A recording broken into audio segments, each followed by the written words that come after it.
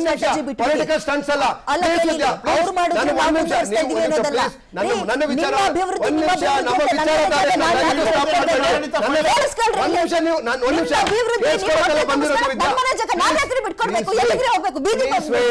Please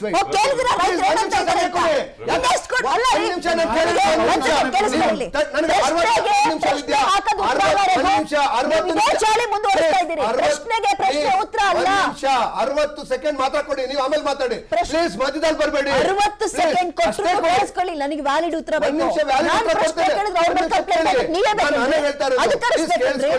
ಕರ್ನಾಟಕದ ಜನ, ಇಡೀ ಬೆಂಗಳೂರಿನ ಸ್ಯಾಕ್ರಿಫೈಸ್ ಇಡೀ ದೇಶಕ್ಕೆ ಕಾಂಟ್ರಿಬ್ಯೂಷನ್ ಆಗಿದೆ.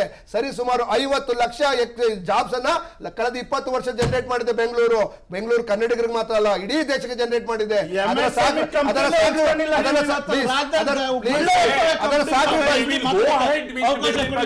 ಅಲ್ಲ ಬಿಡದಿ ಕೇಳಿಸ್ಕೊಳ್ಳಿ ಒಂದು ನಿಮಿಷ. ಹೊಸ ಸರ್ಕಾರ ಈ ಯೋಜನೆಯ ಜೊತೆ ಹಠ ಹಿಡಿದು ಪಣ ತೊಟ್ಟು ಮುಂದುವರಿಯುತ್ತಾ?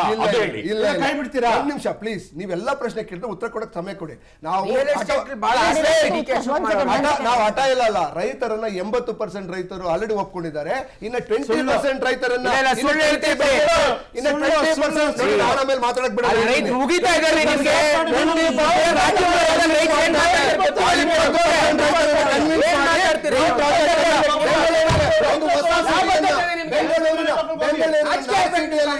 ಮಾಡಿದ್ದೇವೆ. ಸೌತ್ ಅಲ್ಲಿ ಏನು AICT ಮಾಡ್ತಾ ಇದ್ದೇವೆ.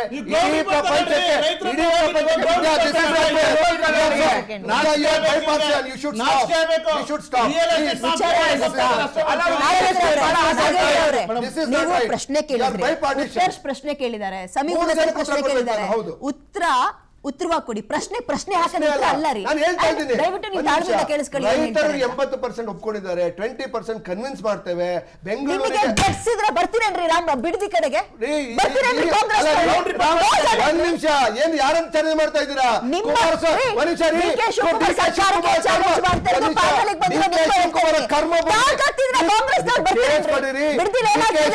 ಕರ್ಮಭೂಮಿ ರಾಮನಗರ, DK ಶಿವಕುಮಾರ್ ಕರ್ಮಭೂಮಿ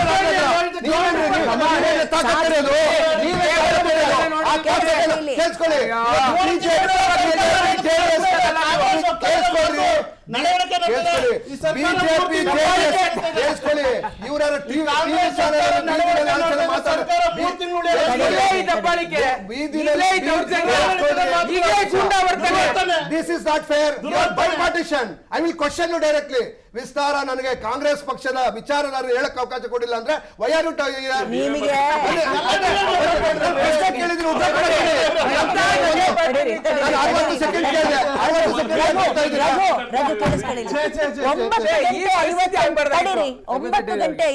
ನಿಮಿಷಕ್ಕೆ ನಮ್ಮ ಡಿಬೇಟ್ ಶುರುವಾಯ್ತು. ಸತತ 25ರಿಂದ 32 ನಿಮಿಷ ನೀವು ಒಬ್ಬರೇ ತಗೊಂಡಿದ್ದೀರಿ. ಅದ್ರ ಜೊತೆಗೆ ನಾವು ಕೇಳಿರೋ ಪ್ರಶ್ನೆಗೆ ಒಂದಕ್ಕೂ ಉತ್ತರ ಕೊಟ್ಟಿಲ್ಲ. ಪ್ರಶ್ನೆಗೆ ಪ್ರಶ್ನೆ. DK ಶಿವಕುಮಾರ್ ಮೇಲೆ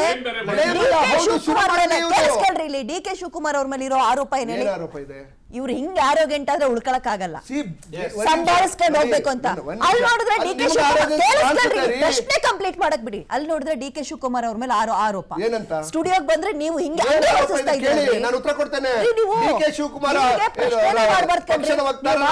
ಜೈ ಹುಜೂರ್ ಅಂದ್ಬಿಡ್ಬೇಕಂದ್ರೆ ಕಾಂಗ್ರೆಸ್ನವರಿಗೆ ಹಂಗಾಡ್ತೀರಾ? DK ಶಿವಕುಮಾರ್ ಕಡೆ ಅವರು ಹಂಗೆ ಆಡ್ತಾ ಇರೋದು ನೀವು. ನಾನು ಉತ್ತರ ನೀವು ಕೇಳಿದೀನಿ, ಉತ್ತರ ಕೊಡಕ್ ಬಿಡಿ. 20 ಸೆಕೆಂಡ್ ನೀವು ಆಮೇಲೆ ಮಾತಾಡಿ ಸರ್. ಒಂದ್ ನಿಮಿಷ ಸರ್, ನೋಡಿ ನಾವು ರೈತರ ವಿಚಾರದಲ್ಲಿ ರಾಜಕೀಯ ಮಾಡ್ತಿಲ್ಲ. 80% ಕನ್ವಿನ್ಸ್ ಮಾಡಿದ್ದೇವೆ, ಸರಿ ಒಪ್ಕೊಂಡಿದ್ದಾರೆ. 20% ನಾವು ಕನ್ವಿನ್ಸ್ ಮಾಡ್ತೇವೆ. ಇನ್ನು 15 ಸೆಕೆಂಡ್ ಇದೆ.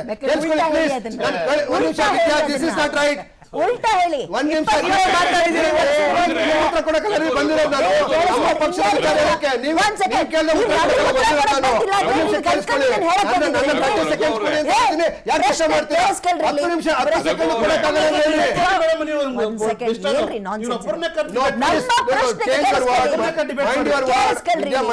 ನಮ್ಮ ಪ್ರಶ್ನೆಗೆ ಉತ್ತರ ಕೊಡಕ್ ಬಂದಿಲ್ಲ ಅಂದ್ರೆ, ನಮ್ಮ ಪ್ರಶ್ನೆಗೆ ಉತ್ತರ ಕೊಡಕ್ ಬಂದಿಲ್ಲ, ಜನರ ಪ್ರಶ್ನೆಗೆ ಉತ್ತರ ಕೊಡಕ್ ಬಂದಿಲ್ಲ ಅಂದ್ರೆ ನೀವು ಅನ್ಕೊಂಡಿದ್ದನ್ನ ಹೇಳಕ್ ಬಂದಿರ?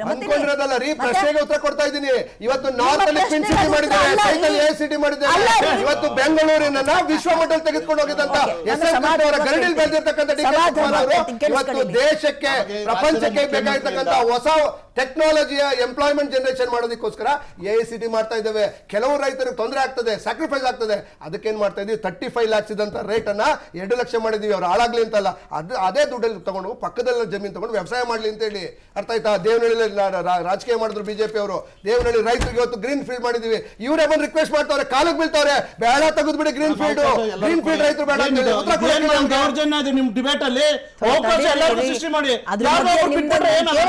ನಾಗೇಂದ್ರ ಅವರೇ, ಡಿ ಕೆ ಶಿವಕುಮಾರ್ ಈಗ ಮುಖ್ಯಮಂತ್ರಿ ಆಗಿದ್ದಾರೆ, ಜವಾಬ್ದಾರಿ ಜಾಸ್ತಿ ಇರುತ್ತೆ, ಅವರಿಗೆ ಸಮಯ ಇರಲ್ಲ.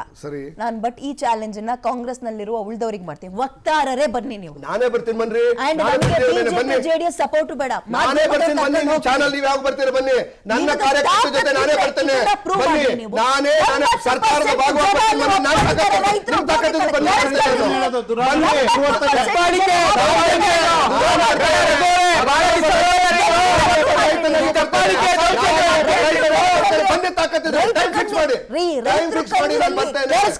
ರೈತರ ಕಣ್ಣೀರಲ್ಲಿ ಖುಷಿ ಪಡೋದು ಉಳ್ಕೊಳ್ತೇನ್ರಿ ಇವೆಲ್ಲ. ಒಂದ್ ನಿಮಿಷ, ರೈತರ ಕಣ್ಣೀರು ಒಂದ್ ನಿಮಿಷ ರೀ, ಬ್ರದರ್ ಒಂದ್ ನಿಮಿಷ. ನೀವು ಪ್ರಶ್ನೆ ಮಾಡ್ಬೇಕಾಗಿದ್ದು ಅದು ಇದನ್ನ ರೆಡ್ ಝೋನ್ ಯಾಕೆ ಮಾಡುದು ಅಂತ ಕುಮಾರಸ್ವಾಮಿ ಪ್ರಶ್ನೆ ಕೇಳಿ.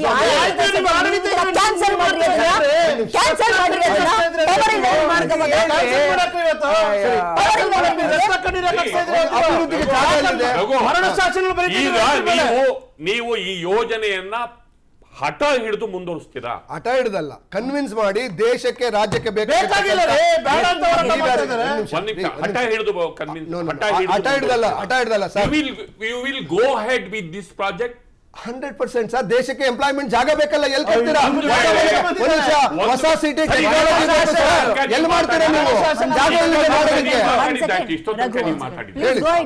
ಒಂದು ವೇಳೆ ನೀವು ಈ ಯೋಜನೆಯ ಜೊತೆ ನೀವು ಮುಂದುವರೆದ್ರೆ ಅವ್ರನ್ನ ರೈತರನ್ನ ವಿಶ್ವಾಸಕ್ಕೆ ತೆಗೆದುಕೊಳ್ಳದೆ ಆ ಭಾಗದಲ್ಲಿ ಮತ್ತೊಂದು ಪರ್ಯಾಯ ರಾಜಕೀಯ ಶಕ್ತಿಗೆ ನೀವು ಸರ್, ಪರ್ಯಾಯ ರಾಜಕೀಯ ಹಳೆ ಮೈಸೂರಲ್ಲಿ ಈ ರೈತರ ಇಶ್ಯೂ ಇದೆಯಲ್ವಾ, ಬಿಡದಿಯ issue, it has all potential to develop as a national issue. It will damage image of Congress party in national level. ಸರಿ ಸರ್, ಆಯ್ತು ಇದು ಆಯ್ತಾ? ಹೀಗಾಗಿ ಹೊಸ ಸರ್ಕಾರ ಹೇಗೆ ಎಷ್ಟು ಮುತ್ಸದ್ದಿತನದಿಂದ ಈ ಇಶ್ಯೂನ ಹ್ಯಾಂಡಲ್ ಮಾಡಿ ಪ್ರತಿಪಕ್ಷಗಳ ಕೈಗೆ ಅಸ್ತ್ರವನ್ನ ಕೊಡಲ್ಲ ಅನ್ನೋದ್ರ ಮೇಲೆ ಈ ಸರ್ಕಾರದ ಮತ್ತು ಕಾಂಗ್ರೆಸ್ ಪಕ್ಷದ ಭವಿಷ್ಯವೂ ಉಳಿದಿದೆ. ಖಂಡಿತವಾಗ್ಲೂ ನೋಡಿ, ತಾವು ಹೇಳಿರ್ತಕ್ಕಂಥ ವಿಚಾರ 100% ಸತ್ಯ ಇದೆ. ನಾವು ರೈತರನ್ನ ನಾವು ಒಕ್ಕಲಿಪ್ಸುವಂತ ಕೆಲಸ ಮಾಡೋದಿಲ್ಲ, ಕನ್ವಿನ್ಸ್ ಮಾಡೇನೆ ಅವರ ಒಪ್ಪಿಗೆ ಮೇಲೇನೆ ನಾವು ಮಾಡ್ತಿದ್ದೇವೆ. ಯಾಕೆ ಅಂತ ಹೇಳಿದ್ರೆ ಇವತ್ತು ಅಭಿವೃದ್ಧಿ ಮಾಡಬೇಕು ಅಂತಂದ್ರೆ ಜಾಗಗಳು ಬೇಕೇ ಬೇಕು. ಬೆಂಗಳೂರಿನ ಸುತ್ತ ಬಿಟ್ಟು ನಾವು ಕಲಬುರ್ಗಿಲಿ ಕೊಡ್ತೀವಿ, ಹೋಗಲ್ಲ ಅಲ್ಲಿ. ಯಾಕೆಂದ್ರೆ ವಾಸ್ತವನ ಇವತ್ತು ಒಂದ್ ನಿಮಿಷ ಸರ್ ಪ್ಲೀಸ್ ನೋಡಿ, ಏನಕ್ಕೆ ಇವಾಗ ಎಂಪ್ಲಾಯ್ಮೆಂಟ್ ಮತ್ತೆ ಇದನ್ನ ಬೆಂಗಳೂರಿಗೆ ಯಾಕೆ ಜನಗಳು ಬರ್ತಾ ಇದ್ದಾರೆ ಅಂತಂದ್ರೆ ಇಲ್ಲಿ ಅವಕಾಶಗಳಿದೆ. It's becoming a global city. Bangalore has become a global city, not just Kannadiga city. But ಕನ್ನಡಿಗರು ಎಲ್ಲಾ ಸ್ಯಾಕ್ರಿಫೈಸ್ ಮಾಡಿ ಬೆಂಗಳೂರಿನ ನಮ್ಮ ನಗರ ಅಂತ ಡೆವಲಪ್ ಮಾಡಿದ್ದಾರೆ. ಕರ್ನಾಟಕದ 7 ಕೋಟಿ ಕನ್ನಡಿಗರ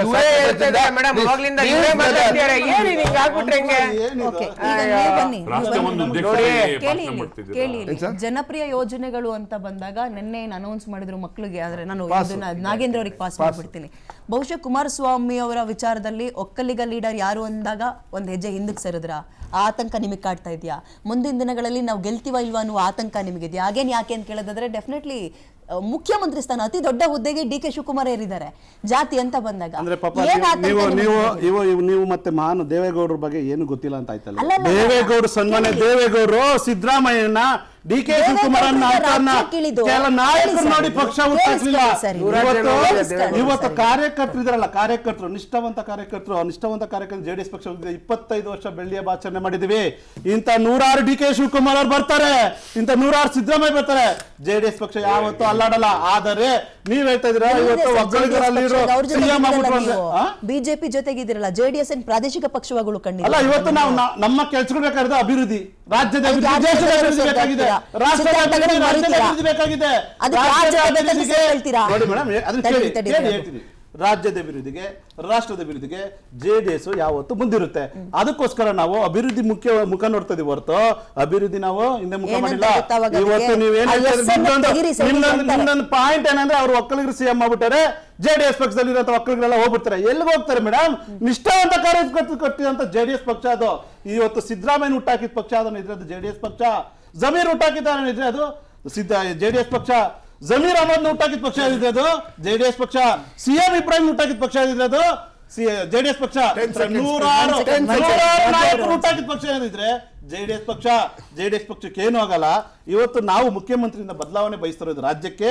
ಬರೀ ಕುರ್ಚಿ ಬದಲಾವಣೆ ಆಯ್ತು. ಇವರು ಒಂದು ಕುರ್ಚಿಯ ಆಸೆಯ ಹೋರಾಟಗಳನ್ನ ತೋರಿಸಿದ ಹೊರತು ಜನನಾಯಕರಾಗಿ ಉಳಿತಾರ, ಜನರ ಒಂದು ವಿಶ್ವಾಸ ತಗೊಂತಾರ, ಜನಪರ ಮಾಡ್ತಾರ. ಮುಖ್ಯಮಂತ್ರಿಗಳು DK ಶಿವಕುಮಾರ್ ಅವರು ಬೆಲೆ ಏರಿಕೆಯನ್ನು ಕಡಿಮೆ ಮಾಡ್ತಾರ, ರೈತರ ಪರ ಬೆಂಬಲ ಬೆಲೆಯನ್ನು ಕೊಡ್ತಾರ, ಖಾಲಿ ಉದ್ಯೋಗ ತುಂಬ್ತಾರ,